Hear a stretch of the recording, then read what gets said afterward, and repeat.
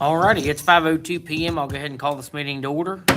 All right, we'll begin with a quick roll call. Mr. Barton? Here. Mr. Freshour? Here. Dr. Miller? Here. Mr. Chapman? Here. Dr. Minnick? Here. All right, everybody's here. If we'll stand for the pledge. Mr. Barton, you want to lead us? Pledge allegiance to the flag of the United States of America and to the republic for which it stands, one nation, under God, indivisible, with liberty and justice for all. All right. We have no delegations at this time, so that'll move us into reports. And we don't have any reports. And that'll move us into the consent agenda, and we'll start with the approval of the minutes of the regular meeting of December 15th, 2025. Make a motion to approve the minutes of the December 15th, 2026 regular meeting as presented. Good catch. Wait a minute, Second. that's 2025. Oh, yes. Second. Okay, it's been properly moved and seconded to approve the minutes of the regular meeting of December 15th, 2025. Is there any further discussion or amendments to that main motion? Hearing none, all in favor say aye. Aye. Any opposed? Any abstention? Motion carries. All right, on to the next set, approval of the minutes of the special meeting of January 5th, 2026. I can't get this thing. I make a motion to approve the minutes for the January 5th, 2026 meeting. Okay, is there a second? Second. Okay, it's been properly moved and seconded to approve the minutes of the special meeting on January 5th, 2026. Is there any further discussion or amendments to that main motion? Hearing none, all in favor say aye. Aye. Any opposed? Any abstention? Motion carries. All right, on to number 3, bills for payment. Ginger, you have the floor. I don't really have anything to draw your attention to specifically. It was a pretty normal round of bills. But I did give you one just now as you walked in, that was not part of the electronic version. And that was just so you could see the final balance on the wavering project. I gave that to you last week or last meeting for approval, but I wanted you to see how it finalized. We'll be processing that check tomorrow.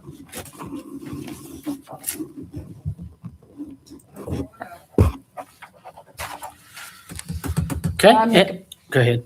I make a motion to approve the bills for payment as presented. Second. Okay, it's been properly moved and seconded to approve the bills for payment as presented. Is there any further discussion or amendments to that main motion?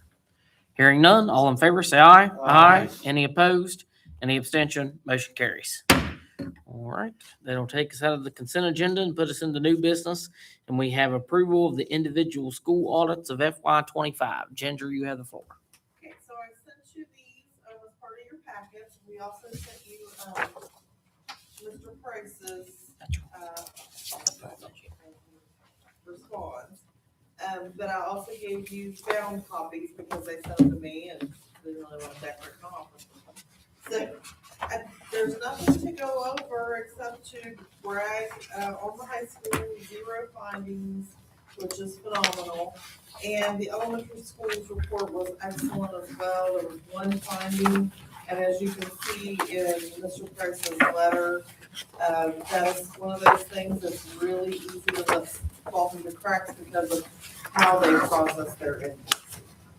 So I was extremely pleased with both of these reports. How many did they have last time? Do you remember? They had several. It was like 7 and 9 or something It was like that. several. We Yeah, had, there was, So we did a little bit of retraining. We also implemented adding me to the team. the gate process. Review process, and I feel like both of those things were really helpful. yeah, it's really good. And we're gonna keep going with that, just to keep everybody on the same page. I don't understand, even, are they prepaid or you're just ordering and hope to sell? Yeah, it's, I did. I mean, or do you, It's in the back of I here. read the letter, but what I'm saying is, I don't understand the problem to start with, even if they're prepaid, you know what you got, and if you're ordering X number, you simply do that, so the rec and the PO should be filled out either way. Well, That way you I change guess it. that's why he's saying he's implementing the high school process where he has the paperwork done in advance, because you really truly do not know what the amount of sales will be until, because like even as a parent, like it all depends on the picture, or a lot depends on the picture. picture. Sometimes you just buy them anyway. But other times, like if it's a really good picture, you might buy a larger package. So it would be impossible to estimate your quantity of sales in advance. So they would have to just guess to have an amount in there.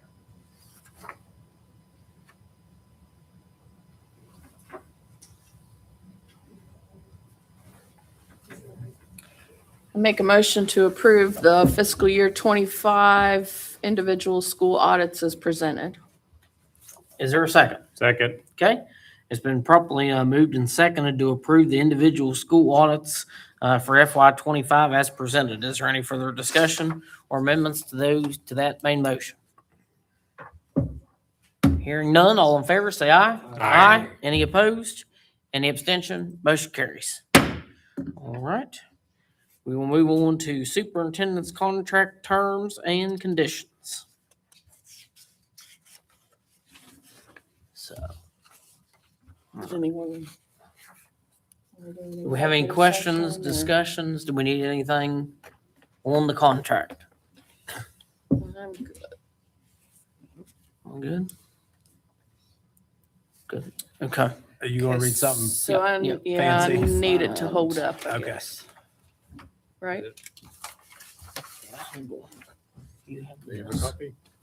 and then there's that. If you'll read that, I'll say second. Thanks, Brad. I appreciate you. You got my back. Okay, so I move the appointment of Dr. Minnie as superintendent of Gilmer County Schools for a term of 4 years to begin on July 1st, 2026 at an annual salary of $130,000 to be paid on a monthly basis during the first year of the 4-year contract, $131,000 to be paid on a monthly basis during the second year of the 4-year contract, $132,000 to be paid on a monthly basis during the third year of the 4-year contract, and $133,000 to be paid on a monthly basis during the fourth year of the 4-year contract.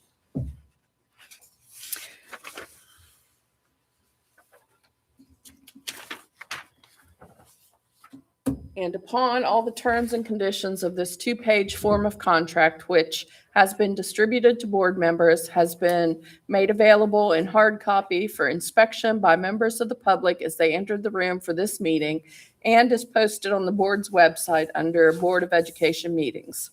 And as part of this motion, I move that the president is authorized to sign the contract on behalf of the board. Okay, is there a second? Second. Okay. It's been properly moved and seconded to accept the superintendent's contracts, terms, and conditions that has been provided for public review and for board member review. Is there any further discussion or amendments for that main motion? Hearing none, all in favor, say aye. Aye. Any opposed? Any abstention? Motion carries. All right, and that will take us out of new business. We have no old business, so we will go to personnel, and we'll start with professional, Dr. Minnie.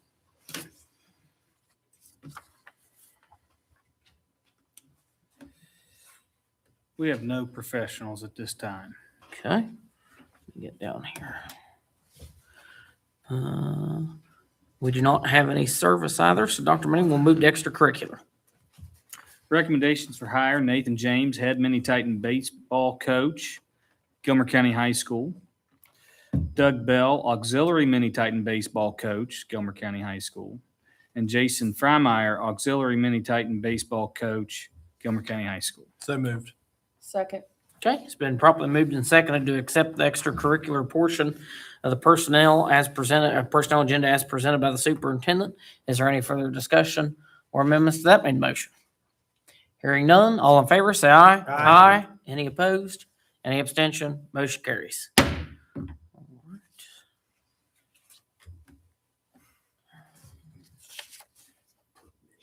Okay, 2, we have permission to post itinerant custodian, Gilmer County Board Office, Gilmer County Elementary School, and a quiz bowl coach. Dr. Minnie.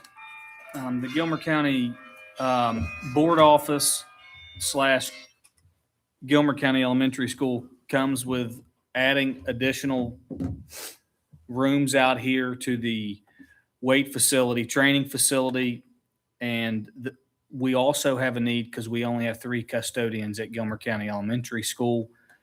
And we figured we could combine those two and kind of get a need there and a need here at the same time. We do have room. We did not hire over the amount of service personnel that we were funded for. So we have room in the budget for that position. So they'd be cleaning back here a half of a day while the kids aren't back there. We were thinking, 1 or 2 to 4:30, and then going over to the elementary school while the kids are out of there and the kids are in here lifting, and they'd be helping the custodians over there and clean and trash and those types of things. Make a motion to post an itinerant custodian, Gilmer County Board Office and Gilmer County Elementary School, and also to post a quiz bowl coach. Second? Okay. All right. It's been properly moved and seconded for giving permission to post an itinerant custodian to Gilmer County Board Office and Gilmer County Elementary School, along with a quiz bowl coach. Is there any further discussion or amendments to that main motion? Hearing none, all in favor, say aye. Aye. Any opposed? Any abstention? Motion carries. All right. That'll take us out of personnel into continuous improvement. And we have an I-Ready report with Ms. West.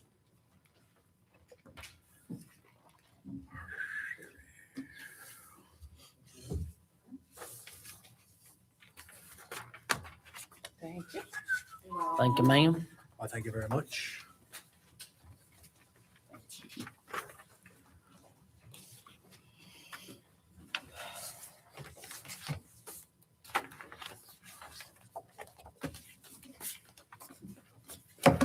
Our students worked on benchmark 2 before we went on holiday break.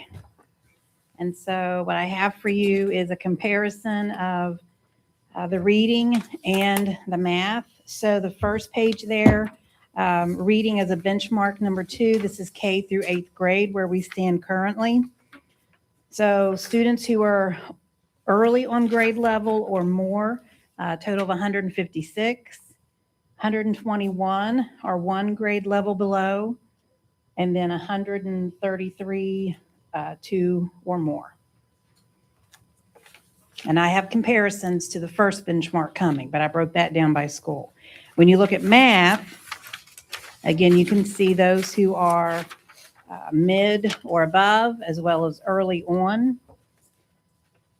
The yellow, 1 grade level below, that's almost 200 of our students that could be shifting up into early on. So that's very, I'm happy to see a lot of yellow there. And then our red, again, students who are 2 grade levels or more below. And again, this is the whole K through 8th grade. I do want to call out with kindergarten, there isn't anything below kindergarten. So you're not going to see red when you drill down into the grade level for kindergarten. So then if we go just for your elementary on the 3rd page, this is where you see the comparison between benchmark 1 and benchmark 2. The benchmark 1 is the faded, it's the second, and then above it is benchmark 2. So you could compare where we started and where we are currently. And again, we see a lot of shifting there, minimal green to more yellow, less red. Okay, and again, that's the elementary red or reading. 4th page is the elementary's math. And again, you have to keep in mind that kindergarten, there would not be any red because there are no grade levels NI-ready below kindergarten. So again, we see shifting, we see growth happening with math at the elementary.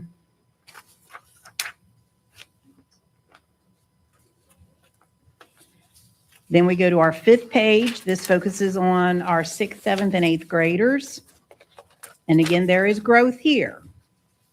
Again, when you're talking 8th grade and you're talking grade levels below, there are several grade levels below 8th. But there is some shifting here. This is specifically the reading.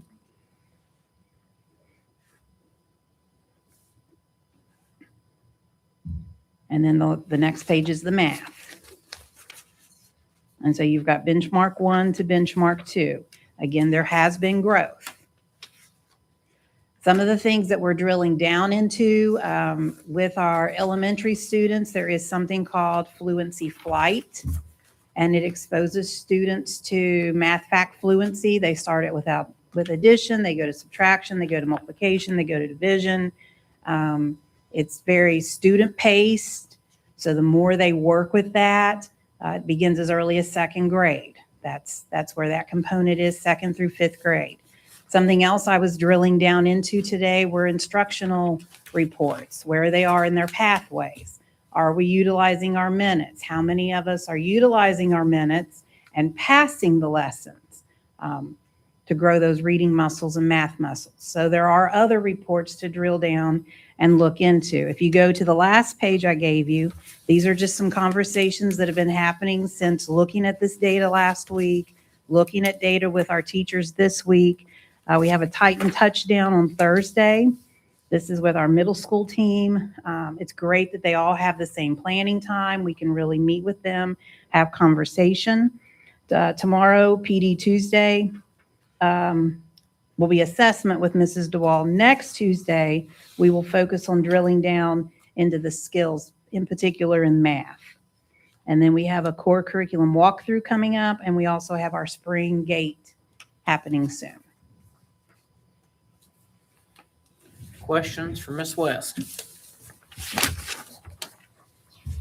Making progress. We are making progress. Yeah. And there is a new feature in the iReady. It's called the proficiency report. And that again helps us to gauge towards that general summative. And those are reports that we're drilling into. Yep. Thank you, Ms. West. You're welcome. Thank you. All righty. Good. Okay. That'll move us out of continuous improvement into superintendent's update. Dr. Manning.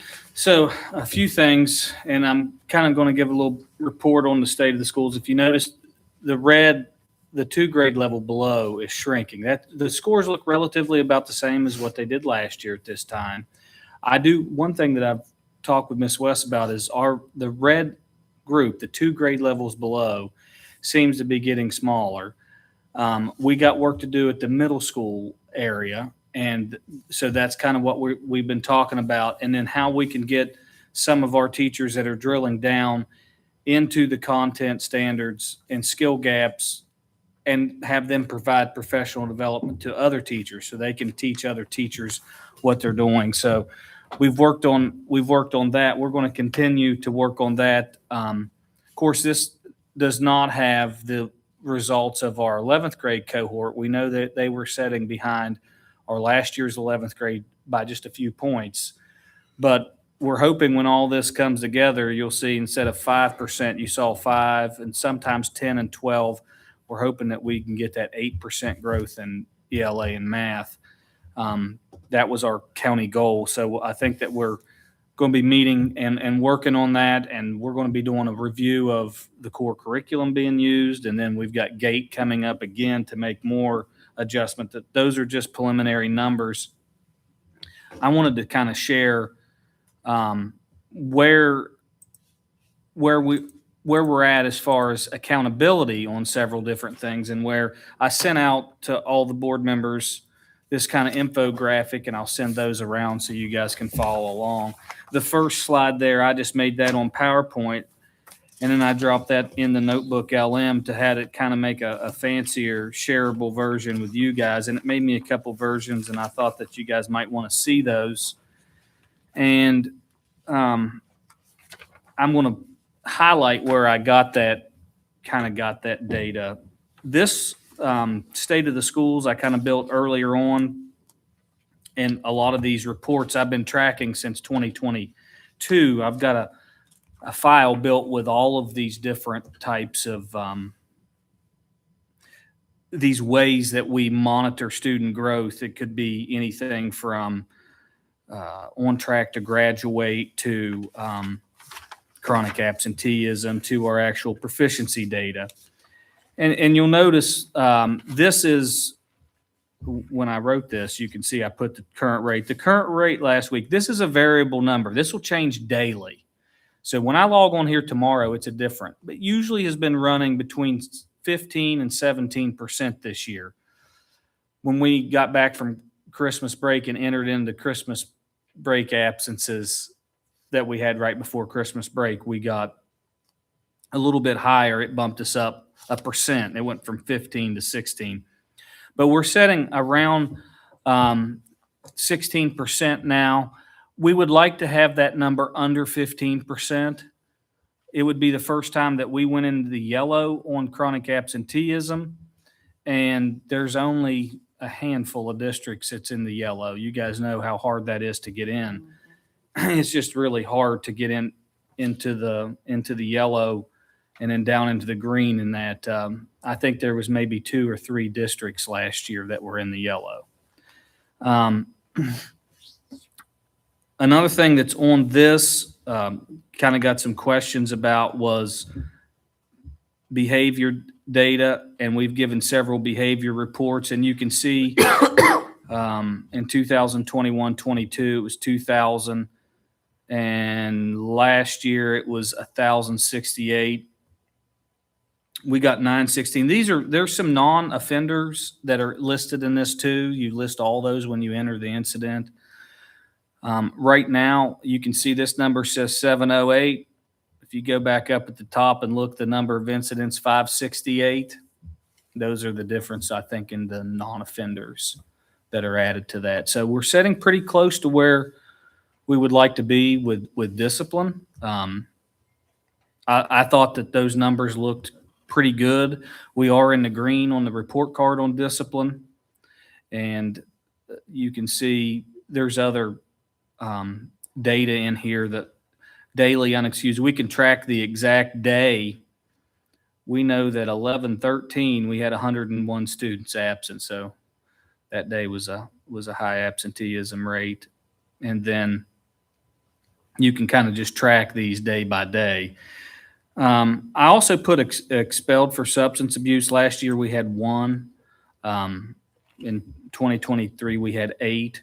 These are just things I keep a running tally on so you guys can see the improvements that we make over time. And I've got charts made on a big PowerPoint presentation that I've shared with you guys many times about where this data comes from. And I just wanted to highlight where it comes from. Down to, you can look at the reporting there. I'm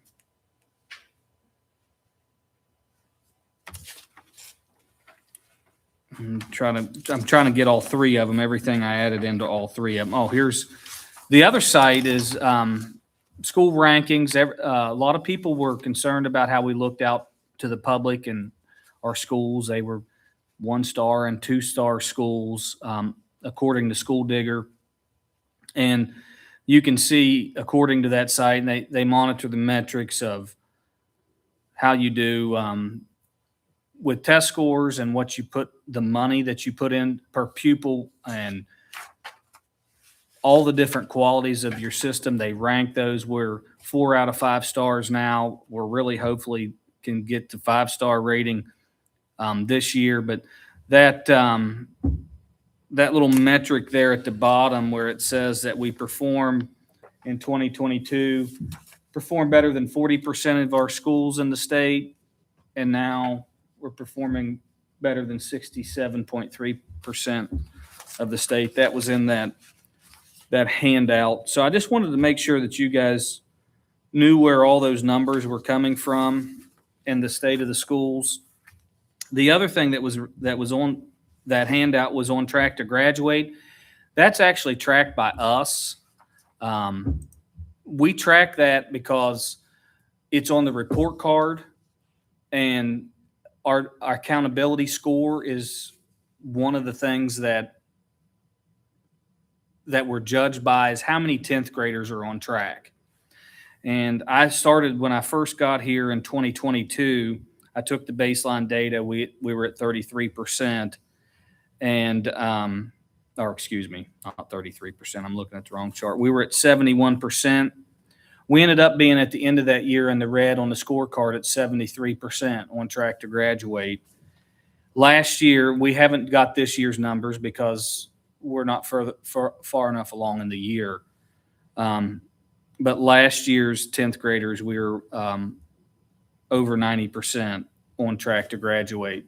Those numbers mean a lot because if kids get off track to graduate, they usually are not doing what they need to do in class, and they're not scoring on the test, and they're not coming to school, and they're not doing it kind of affects everything.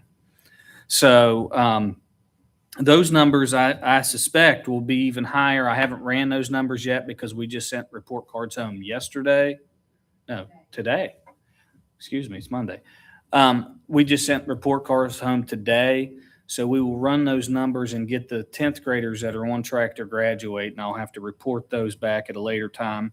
I'm really hoping it's over 90% because that affects students, and you guys know we had issues with this. It affects students being able to get to the Career Center. It affects them being able to take college courses. It affects all sorts of different kind of class offerings that they take. And then when kids get discouraged, they don't want to come to school. They don't want to behave. They don't want to, take the test seriously. So then it affects all those other metrics. So that's why we track on track to graduate. And that's kind of tracked within by looking at the cohort, by looking at every 10th grader's grades and their credits earned. And if they have earned less than 6 credits, then they're marked not on track to graduate. If they've earned more than 6 credits, they're on track to graduate. So that's kind of the state of where we're at and where I got all of that information. Most of that came off of Zoom. It came off of Zoom. And the final one there that I would talk about, Zoom is our Zoom, who knew it, is our state reporting system that anybody, even the public, can go on and search and see all of this data. In 2021, ELA scores were 28%, math were 25%. Last year, 24-25, ELA 45%, math 34%. We're looking for 8% growth on that. If you look at those scores today, I think we could make that happen. We could get to the 53% range. We got some work. We're going to drill down and get individual kids moving, but there's a lot of yellow. We have a different dynamic now because we did have several kids in the red, and that being one grade level, being able to push somebody one grade level behind up and on level is a lot easier than 2, 3, and 4 grade levels behind. So I feel pretty good about the data and where we're at, and the benchmark data that we just received. We will have GATE, and we'll pick apart that data with our accountability team, and we'll come up with some new ideas on what we need. But overall, I think that we're kind of on track to where we were last year as far as data mid-year, and we just need to keep identifying those areas that we can have a large amount of growth and getting all of those students that have at least that one grade level behind, getting those students moved. And then the ultimate goal is to move all those kids that are more than one grade level behind up closer to their end goal, which is to be on grade level. That's the first thing I've got. The second thing is I wanted to give you guys a heads up about this. I attended a Teams meeting today because there's been many, I don't want to say many, there's been much talk about the funding formula in this year's legislative session.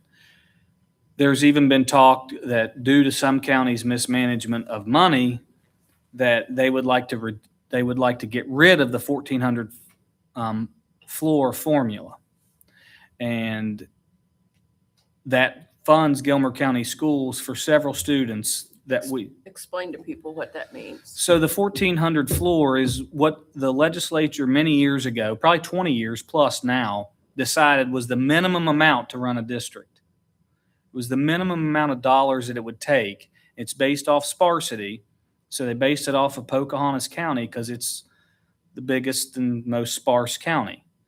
And they said 1,400 is the minimum amount. We have to fund these districts to 1,400 because that's the minimum amount it takes. That's 1,400 students. You're 1,400 saying you get students. X amount of dollars per each student, and the minimum amount is 1,400. Is 1,400 students. Right now, we're setting at a little over 700 students. And they fund us based off sparsity for additional students. And we get several additional students. So our funding that we get from that bill is $3 million. I checked it today. It's a little over $3 million. And that would have a real dramatic impact on what we could do. And we would have to somehow cut $3 million worth of spending. It would be a serious, serious thing. For all small counties. There's 13 of us. Would be devastating. 20% of the total population in West Virginia are in that cohort of those counties. So they ask us to go out and talk to our delegates and senators and to have the discussion to please maintain that funding as the base. And I am personally going to do that, and I encourage you all to do that. Please have the conversation. We had counties on the call today that said, hey, you might as well just add our county to the list. If we lose $2-3 million worth of funding, we're not going to be able to function. And that is because even though we have fewer students, many of the same bills or things remain the same. Yeah, you still have to pay bills. You still have to run buses. You still have to. Yeah. You still have to do all the things to keep your school district afloat. Our buses, like maybe say the Rosedale, we may only have 15 kids on it, but we still have to run a bus out there. So that would be the same expense as a bigger county who actually fills that bus. Yep. With kids on their Goes a bus. shorter distance, maybe even. Yeah. We still Yeah. have long bus routes. but, So I just wanted to talk to you all about it because we really do probably need to start making phone calls and say, hey, this would be a dramatic impact, because if you took $3 million a year out of our budget, it wouldn't be too many years until it would happen pretty quick. And what you would have as a result would be a shell of the system of what you had before. Which it feels to me like perhaps the legislature is trying to gut the small counties to force consolidation of boards and superintendents, which, if you want a superintendent in Harrison County making decisions that would affect your children here in Gilmer County, I mean, I feel like that's what they're pushing for. I feel like they're pushing for regional boards, and, we all know that there's no way that somebody from Harrison County could, make decisions for our children in Glenville, because the economics is so much different. The terrain is so much different. The population, it's just night and day. So I feel like that's what they're pushing us towards, is forcing small counties to consolidate leadership, and maybe you're not getting that representation that you want, or getting to do with your school system what you want. Or even worse, just closing down schools and Or making even more worse. regional schools. Yes. And half our kids go to Calhoun, half of them Go to Lewis and Braxton. Braxton, wherever the closest school is to their address. And then you have no sense of community in your, school in your community. If you remember our last state board meeting, we had to attend, Mhm. the gentleman that got up and made that point. Yeah. That's what, not all the legislators, but a huge number of them are proposing to do that. They think it will save money, and whatever they can do to do that, to do something else. That is their goal.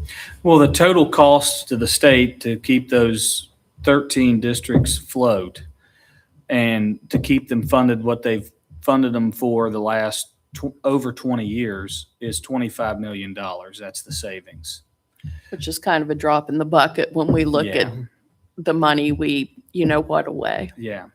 So I just wanted to let you guys know that those are conversations being had. I attended the team's meeting today. I did get that number.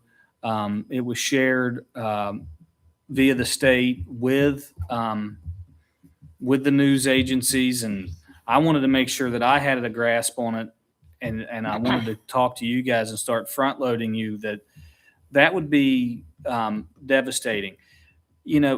they're looking at, yes, there's a Doddridge that's on that list. It's not devastating to Doddridge. No.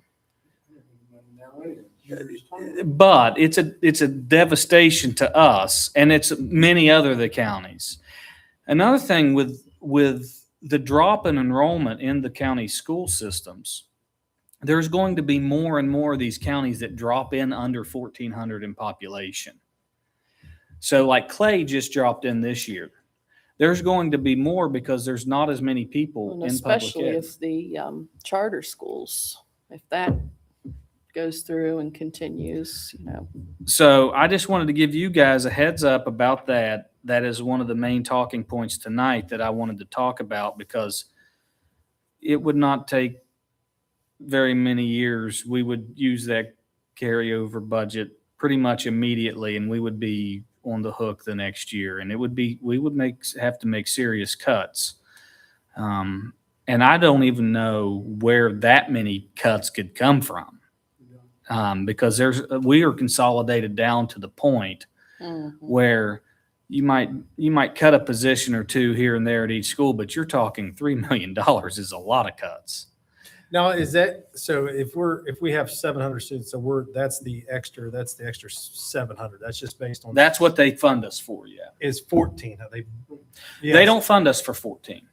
They fund us for a certain amount based off sparsity, and I can get you that exact number, but it used to be about 200 and some students. Extra. I was thinking, between 2 and 3, I didn't. They don't fund us for more than 1,000 students. Okay.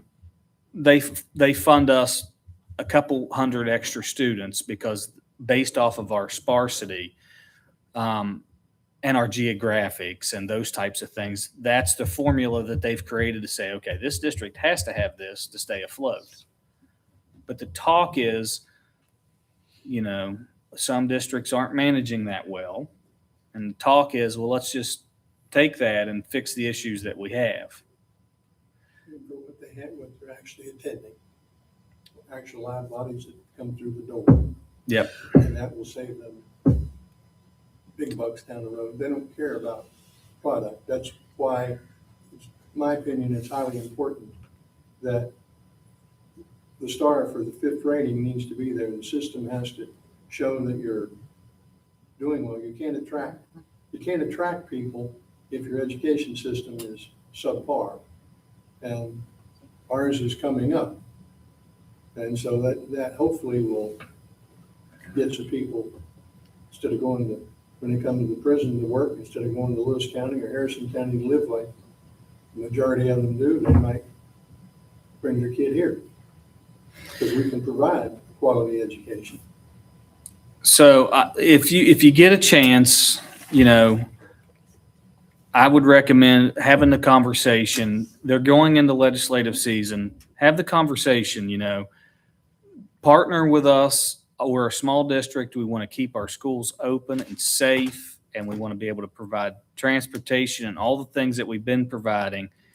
Changing that funding formula where that reduces that, especially if they take much of it, it would not be good for us. I kind of feel like it's a punitive thing because yes, there are a lot of counties that are not managing their financials adequately, but we are not one of them, and we would be very much affected. And what is that called again? What's the bill? It would be the funding formula. Any bills it's hard to tell what bills that will come out related to it, but it'll be changing the 1,400 student minimum funding requirement. They call it 1,400, but you don't actually get 1,400. Right. It's based, there's one or two counties that do, but the rest of us get less than that. This is semantic of words. The Constitution says that they will fund free public school. Yeah. The semantic of words is you have counties who are in the red, so that gives them something to use to say they're mismanaging. Like there was one I saw that wasn't going to meet payroll. Mm-hmm. And that gives them something to say, well, all these are doing that. We'll save this amount of money. We'll control it. It's just feeding the fire that they're trying to use to do what they want to do, giving them ammo. Yeah, I think just education is always at the chopping block down in Charleston. It's definitely felt that way. Yep, public education's first to chop. Well, they don't want to fund PIA. That's the drain that's got an open spigot. And if you close down schools and you lose teachers and those kinds of people, then you don't have to pay as much PIA, and that gets them out of the bind they're in. So whatever they can do to shut Yeah, down the but public system. they're- Here's the thing, in our local community, the school system is one of the most number Largest. one employer. Yeah, largest. So that means that when those things are cut, those people are cut, and that tax revenue that we have those people that spend in Gilmer County also goes down. So I just want you guys to be vigilant. I'm going to be putting out more information about that, but just wanted to give you a heads up about that. And legislative season's here upon us pretty soon, so I'm sure I'll come back with more things. One of the guys, Charles Hedrick, he was superintendent in Pendleton County forever, and that county and Pocahontas helped get that bill passed years ago. And I asked him, is it time to start? And he's been a liaison with our superintendent's group with the legislature for a long time.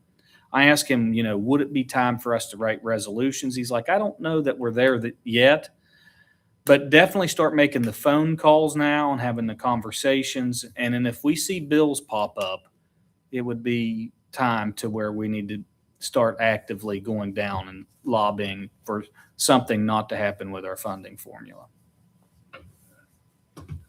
Anything That's else, all I Dr. got. Minnick? Okay. That'll finish us up with the superintendent's update. We'll move into board member comments. Start with Mr. Chapman.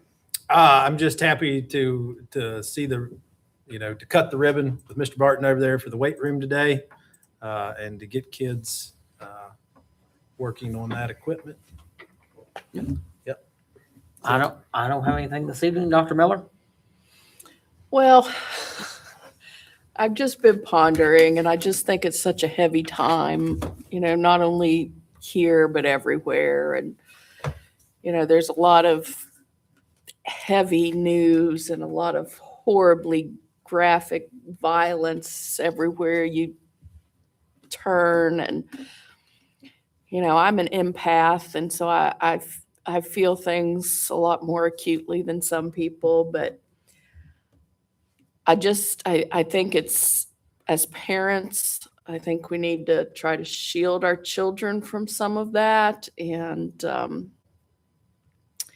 just be reminded that, we have the power to turn it off and, not let our children witness things that children should never be witnessing. I always think about Mr. Rogers, saying when bad things happen to look for the helpers. Well, I think that applies to more than just, natural disasters or school shooters, or I think it applies to, the everyday things that go on in our community, that when, times are tough or when there's problems, that, you need to look for the helpers. You need to look to the people that are helping to make the problem better.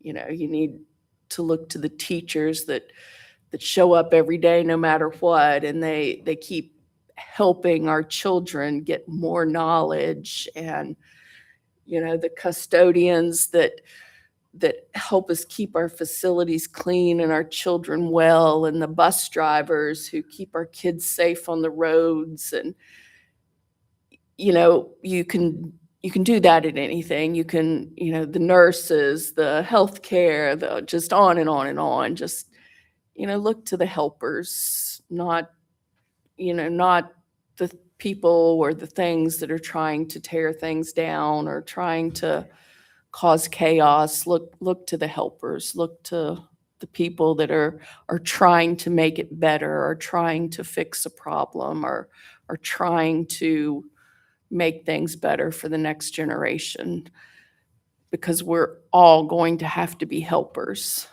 We need everyone out there to be a helper, to do what they can to protect our children, keep our children safe, educate our children, feed our children. There's just so much need. And I think if everybody stopped and thought about it for a minute, they could come up with some way that they could be a helper, because we need lots of helpers in today's world. So that's my soapbox. Thank you, Dr. Miller. Mr. Freshour. No comment. Okay, Mr. Barton. Well, I'm like Mr. Chapman, we opened the weight room today, but the weight room is not just for our athletes, it's for all students here. My experience is the healthier a student is, the more likely they are to perform better in class. The stronger they are physically, I might not have felt good about myself, but all of a sudden I do feel better about myself because I can accomplish something. And it's for all of our kids, and we're working on ways to get the classes out here where they can make use of it. But it's nice equipment, but if it's not used, it's not worth a dime. People have to be in it, they have to make use of it. And I hope that they take advantage of that. And I'm looking over what Miss West gave us real quickly here. And so I would like to say something to looking at the first and second grade reading for the kids. When we gave the first one, there were 45 kids that were 2 grade levels below. When we gave this one, there was only 28. That's 12. That was 18 kids that moved up the ladder. And there were 22 kids at the first one that were 3 grade levels below, and all of a sudden now there's only 16. So we moved them up, and that took a lot of work on the teacher's part and the kids' part. Percentages sometimes don't mean a lot. But in math, there was 40 that were 2 grade levels below, and this time there was only 14. That's 26 that got moved. That's an accomplishment. Yeah. And there were 22 the first time that were 3 grade levels below, and there were only 12 this time. That's a lot of work. That's a lot of dedication. And so it took a lot of effort to do that. And I would just encourage them to keep it up. At the high school, it went from 3 grade levels below, it went from 80 to 67. That's 13 high school kids who got moved up. And it's harder to move me. Which is hard in the high school. It's harder to move me because I'm already set in my ways. I already wasn't very good at it, and I don't want to be embarrassed. So, hey, I'll get in trouble before I'm embarrassed. So they bought into what people were pushing. And there was 14 that were 2 below, and now there was only 13. But it is showing that what they're doing there is making a difference. And math had the same thing. 53 that were 3 or more grade levels, they were only 45. They moved 5 of them. So the teachers and our students, because it takes both, were busting their tails to get a job done. And I would encourage them to keep it up. Like I said, it's like being in a weight room and working. The more you work, the stronger you get. The more you work at math or reading, the better you get. And it just doesn't go, and if you quit and don't do much, if you're a weightlifter, you lose what you had. And so you get to start all over. And academically, it doesn't quite work that easy. It's a lot harder. So I congratulate them for what they have accomplished up until now. That took some effort. Well, I'm thinking about it. Could we get Project Connect to post like weight room times? And I don't know Yeah, how that we've got works, but I'm meeting with Buckley, Mr. Buckley tomorrow morning to talk about specific things that we're going to it'd post be nice out. to have that on Mhm. Facebook, because sometimes the kids that aren't in sports Yeah. don't know about those things. So. Yeah, we're going to meet tomorrow and put out a little promotional video that highlighted tonight, and just so people are aware and the kids are aware about what's going on. Do I have any other comments from board members? Hearing none, do I have a motion to adjourn? So moved. Is there a second? Second. So been properly moved and second, we adjourn the meeting. All in favor, say aye. Aye. Any opposed? Meeting adjourned. Need